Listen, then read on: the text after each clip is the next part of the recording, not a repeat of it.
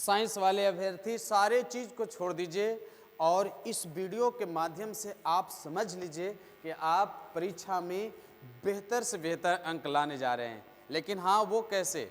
इस ट्रिक के माध्यम से, और इस ट्रिक के माध्यम से आप बहुत ही शानदार प्रदर्शन करने जा रहे हैं इस बार की होने वाला परीक्षा, और वह भी इंटरमीडिएट के साइंस परीक्षा में।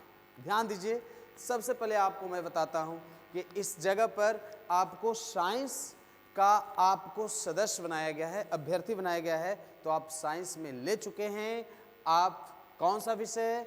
आप ले चुके हो बायोलॉजी, है नहीं, खास करके, या फिर आप ले चुके हो मैथ। यस, आप साइंस में हैं तो यही ना आपका विषय है, बायोलॉजी और मैथ।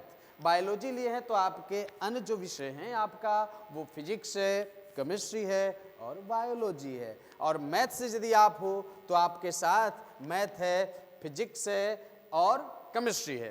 यही विषय है ना, सुन लिए ना, और मिला लीजिए कि आपका कौन सा विषय है। आपको यदि यही विषय है तो आप जरूर हमें लाइक, जो कमेंट सेक्शन है, कमेंट कर दिए और लाइक कर दीजिए। इसके बाद आपको देखिएगा, आपको लैंग्वेज पेपर होगा। लैंग्वेज पेपर में आपको पता है हिंदी और इंग्लिश होगा, और यदि उर्दू वाले हैं तो उर्दू होगा, यही ना होगा। आइए बात करते हैं। आपको समझ लेना है, दिमाग में बैठा लेना है कि हमें सर के द्वारा बताया गया जो माध्यम है उसी पर काम करना है।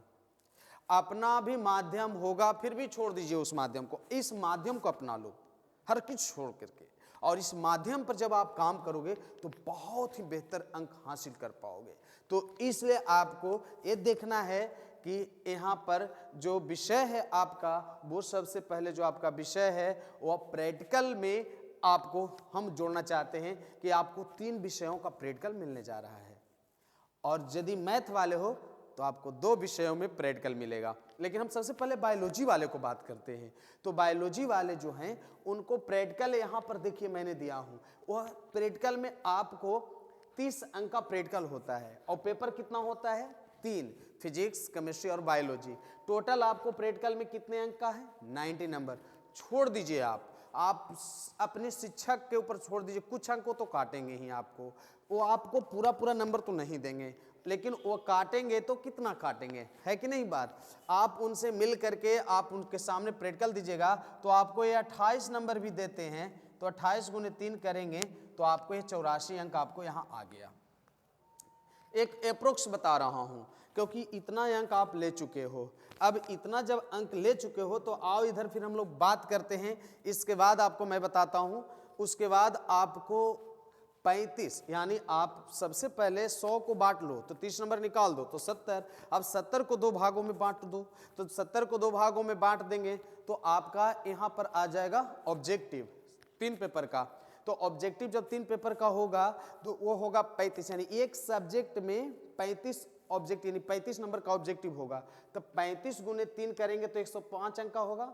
और आप 105 अंक में यदि तुम लेने जा रहे हो, समझना इस बात को कि यदि आप 90 अंक भी ले आते हो, ये कहने का मतलब कि 30 नंबर ला रहे हो, 30, और 30 इंटू 3 कर दो तो हो जाएगा आपको कितना नंबर? 90 नंबर आपको इसमें से हो जाता है। 30 कहो कि सर 30 कैसे लाएंगे सर, हम और कम लाएंगे, क्योंकि कम कैसे लाएंगे, साल भर आप इसीलिए पढ़े हैं।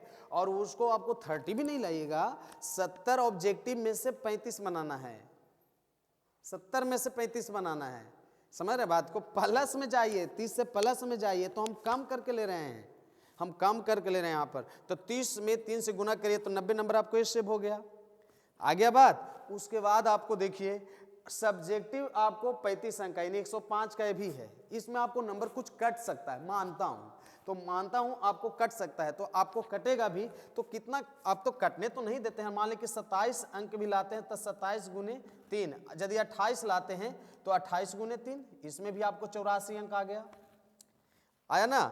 उसके बाद आपको यहाँ देखना है कि इंग्लिश जो है, इंग्लिश पेपर जो है आपको यहाँ पर आपको 84, यहाँ पर भी आपको फिक्स हो गया है ना, इसमें 2 अंक आगे पीछे होगा, है नहीं। उसके बाद इंग्लिश हो गया, आप 50 में 45 अंक ले आते हैं क्या।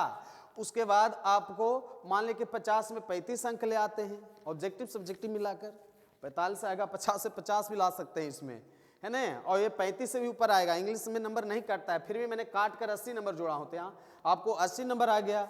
उसी प्रकार से हिंदी जो विषय है, उस हिंदी विषय में आपको कितना आने जा रहा है, 85, और भी प्लस में आप जाइए। यदि आपको आ जाता है अंक, तो इतना अंक आना एक विशेष अंक समझा जाएगा।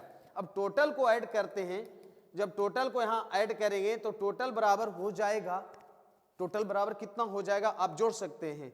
4 हो गया, 8 हो गया, 8 और 5 3 हो गया, और उसके बाद 8 5 हो गया 13, और 13 और उसके बाद हो गया 1 हो गया 9, 18 हो गया 26, और उसके बाद 34, और उसके बाद 8 है तो हो जा रहा है 42, यानी टोटल हो जा रहा है कितना अंक, 423 अंक आ जा रहा है। आप इसमें से 23 अंक हटा भी लेते हो तो 23 अंक हटा भी लेते हो तो 400 अंक, यानी 80% अंक ऐसे भी आ रहा है।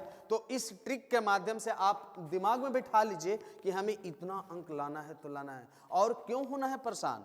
परेशान नहीं होना है, क्योंकि परेशानी आपको तब होती है जब बिना आप स्ट्रेटजी तैयार किए आप काम करते हो। जब आपको रणनीति तैयार हो चुका है कि हमें काम करना है, हमें इसी माध्यम से बनाना है, तो कोई दिक्कत नहीं होगी।